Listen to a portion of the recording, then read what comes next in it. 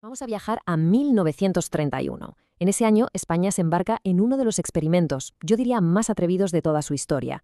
Cae la monarquía, nace la Segunda República y con ella, surge un plan radical para literalmente reinventar el país.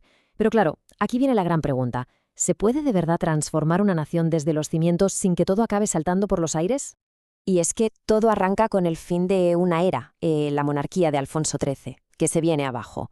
Y ojo, porque ese vacío de poder no trajo miedo, al contrario, lo que trajo fue una esperanza, pero una esperanza inmensa. Para millones de personas esto era la promesa de una España nueva, una España por fin más justa y democrática. Pero que nadie se engañe, esto no fue un simple cambio de gobierno, ni mucho menos. El plan era muchísimo más radical. Se trataba de demoler las viejas estructuras y construir desde cero una nación nueva. Estamos hablando de una ambición total, de cambiar la economía, la sociedad, las bases del poder, todo lo que había definido a España durante siglos. Claro, una visión tan audaz, tan ambiciosa, conllevaba un riesgo tremendo. Y la pregunta que estaba en la cabeza de todo el mundo era inevitable. ¿De verdad se pueden hacer cambios tan profundos sin partir el país en dos? Pues bien, esta es la crónica de esa lucha, una lucha de altísimo voltaje por el alma de España. Así que vamos a meternos de lleno en la gran visión de esta república. Porque, a ver, el primer gobierno republicano, el que va del 31 al 33, apenas tuvo tiempo para celebraciones. Desde el minuto uno se encontró con un desafío monumental: transformar España en medio de lo que podríamos llamar una tormenta perfecta, tanto fuera, en el mundo, como dentro del propio país. La tensión es que se podía cortar con un cuchillo. Por un lado, tenían el gran objetivo, el ideal: modernizar el país, hacerlo más democrático. Pero por otro, se daban de bruces con una realidad durísima. Por fuera, la Gran Depresión ahogando la economía mundial. Y por dentro, aquí en casa, una sociedad completamente dividida entre los que querían el cambio a toda costa y los que se aferraban con uñas y dientes al orden de siempre.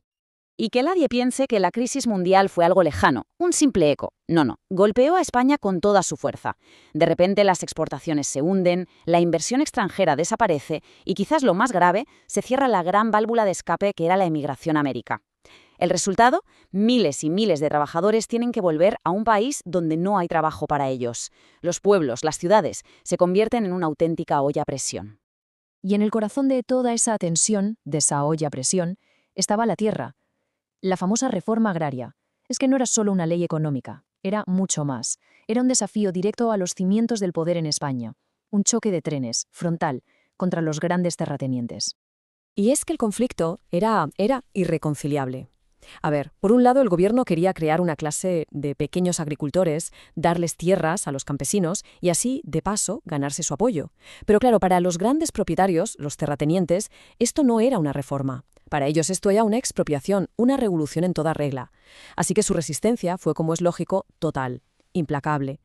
El plan sobre el papel parecía muy lógico. Eran 3 pasos. Paso 1, encontrar las grandes fincas, los latifundios que no se estaban cultivando bien.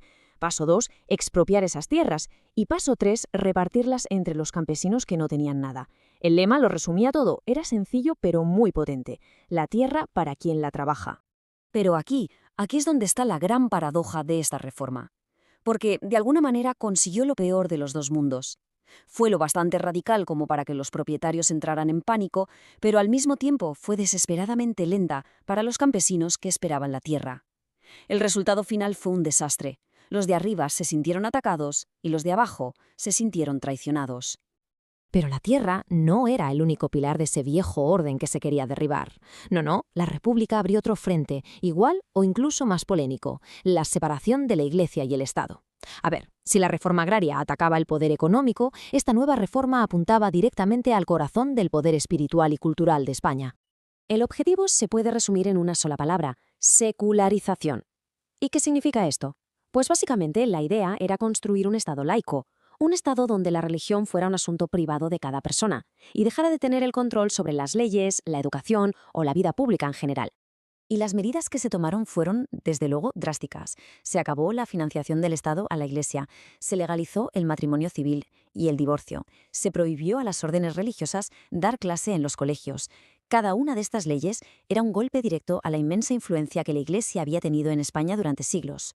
Y claro, con este panorama, la tensión acabó estallando, literalmente, en llamas. La quema de conventos de mayo del 31, aunque fuera obra de grupos incontrolados, se convirtió en la imagen perfecta para muchos católicos de que la República era antirreligiosa. A partir de ese momento, la fractura fue total, la brecha se hizo insalvable y la oposición de la Iglesia fue absoluta. Y por si no tuvieran ya bastantes frentes abiertos, la República se metió en otros dos jardines igual de complejos. Por un lado, intentó modernizar un ejército que era, profundamente tradicionalista, y por otro, intentó dar una solución a las demandas de autonomía que venían de regiones como Cataluña o el País Vasco. Aquí la figura clave fue el ministro de la Guerra, Manuel Azaña. Y su tarea fue, la verdad, titánica. Quería crear un ejército profesional que fuera leal a la República. Para conseguirlo, ofreció el retiro a muchísimos oficiales para reducir su número y cerró academias militares como la de Zaragoza, que se consideraban focos del pensamiento más conservador.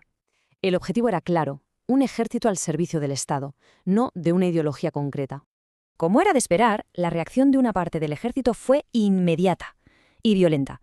En agosto del 32, el general Sanjurjo intenta dar un golpe de Estado. Aunque fracasa, la famosa Sanjurjada mandó un mensaje muy claro.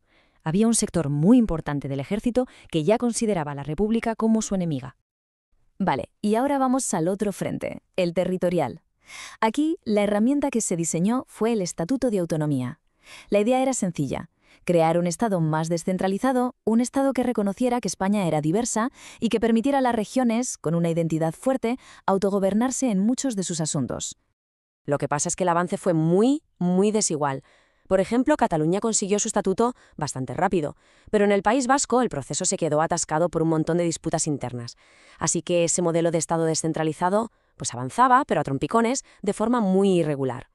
Y llegamos al que fue, quizás, el proyecto más ambicioso de todos: la educación. Ojo al dato: el presupuesto para educación se aumentó un 50%. ¡Un 50%! Con ese dinero se construyeron miles de escuelas por toda España. Pero el objetivo no era solo enseñar a leer y escribir, iba mucho más allá. Lo que se buscaba era crear una nueva ciudadanía, una ciudadanía laica, con valores republicanos y alejada de la influencia tradicional de la Iglesia. Claro, tener tantos frentes abiertos al mismo tiempo, con una oposición tan fuerte, al final tenía que pasar factura. Y pasó. El gran proyecto reformista, después de 2 años de una actividad frenética, empezó a quedarse sin fuelle y se encontró de frente con un cambio político radical. Ese punto de inflexión fueron las elecciones de 1933. Ganó el centro-derecha y lo que vino después fue una gran marcha atrás, un desmantelamiento sistemático de casi todo lo que se había hecho. Se frenó en seco la reforma agraria, se dio amnistía a los militares del golpe del 32, se volvió a dar dinero del Estado a la Iglesia, se recortó el presupuesto para las nuevas escuelas. Es increíble, pero en solo 2 años se pasó de un impulso reformista como nunca se había visto a una paralización casi total. Esa gran visión, ese sueño de crear una España nueva, más moderna, más democrática, se había estrellado contra un muro de resistencia, un muro que consiguió frenarla en seco. Y todo esto nos deja con una pregunta final, una pregunta bastante inquietante. Con todas sus grandes ambiciones frustradas, con la sociedad más dividida y polarizada que nunca, ¿qué camino le quedaba a la República Española? La cuestión ya no era cómo transformar el país. La cuestión ahora era si el país simplemente podía sobrevivir.